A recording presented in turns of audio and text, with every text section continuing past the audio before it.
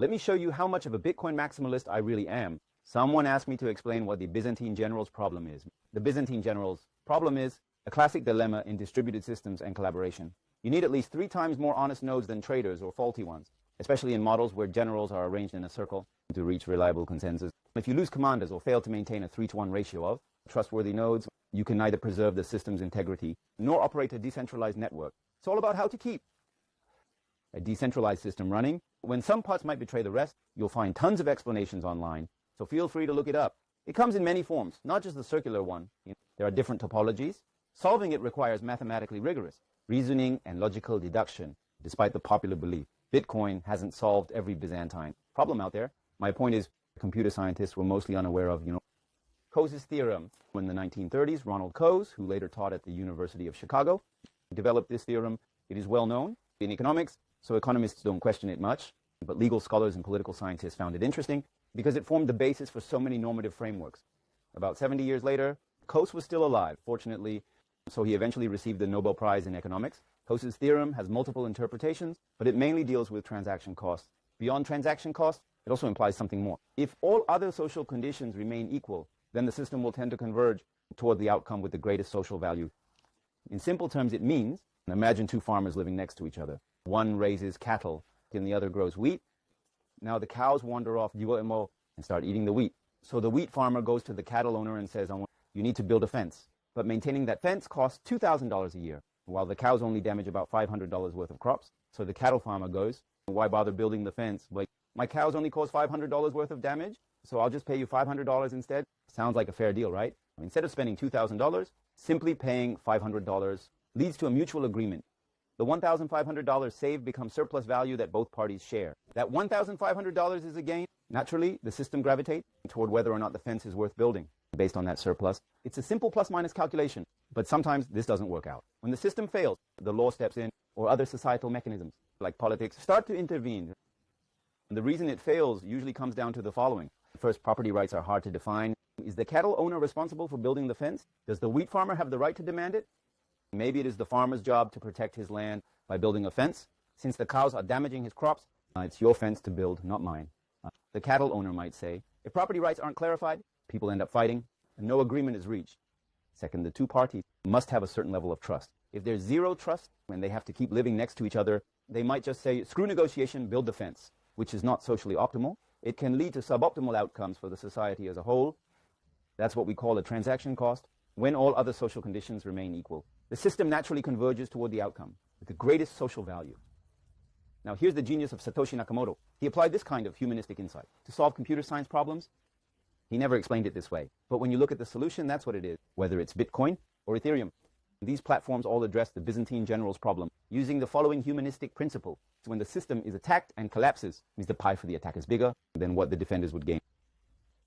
By maintaining the ecosystem, the system tends to favor the side with greater value. Of course, you can use cryptographic methods to artificially raise barriers like transaction costs, so it may not always align with greater value. But Coase's principle acts like gravity.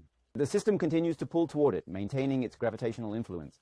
So if a genius appears and deals with technical issues, like finding a way to reduce transaction costs, then everything will eventually converge toward the one with greater total value. In a nutshell, there's more to gain in protecting Bitcoin than attempting to hack it through unauthorized means.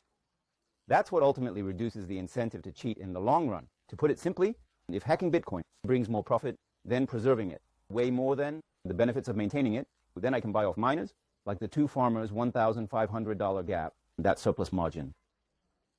I can offer part of it to buy influence in the system. That buyout might take the form of monopolizing mining equipment, for example. It doesn't always mean bribing someone. It can be much more subtle. In this system, it's still the Byzantine Generals Problem at its core. A lot of projects are moving toward proof of stake, which seems to be the dominant trend now. But here's what POS still can't solve. Within this kind of system is what's called the Byzantine prop, if something extra is layered on top. When a small set of randomly selected validators are given mining authority, you can probabilistically target that random set and win them over in advance. Once they've been bought off, the whole system breaks. Let's assume a single transaction involves half of Apple's stock, and people have a wager on the outcome. Of course, that's highly unlikely. I get it. But let's just say there's a bet, and a person is about to lose the bet. If his stakes are much higher than the value of Ethereum, he might go in, buy off the random validators. These validators act maliciously and eventually get caught. Maybe they're banned, lose their Ethereum. or the price crashes. But they still make more from the bet. That's Coase's theorem in action. Now, of course, this can be prevented by raising the transaction costs very high. That's exactly what the POS camp is trying, the kind of fail-safe mechanism, a locking mechanism, so to speak. If you keep adding locks and keys, it might work. But remember, the Byzantine Generals Problem remained unsolved for 20 to 30 years, and it was Coase's direction that solved it in the end. A genius like Satoshi Nakamoto might appear, not necessarily from the POW camp, but from POS camp, and solve the problem in a proper and reasonable way. In other words, if a system without fences has greater total value, then the system will converge toward no fences.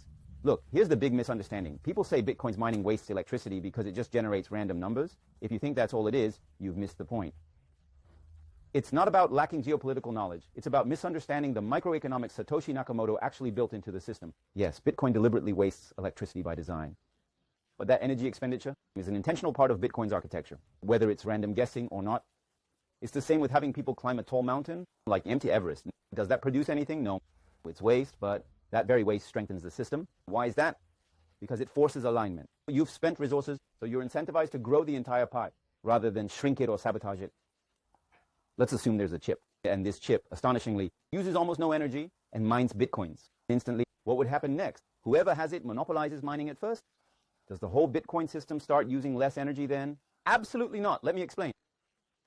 Let's say a Bitcoin is worth $30,000 now. Now, if mining one Bitcoin only costs $5,000 using an efficient machine, think about it. You spend $5,000 and earn $30,000, and that's a $25,000 profit. That money can be used to buy more machines. You can keep expanding your mining operation, but how far will you go as more and more people join? Competition increases. Even if your mining machines are highly efficient, efficiency is still a relative concept, and the total number of Bitcoins doesn't increase.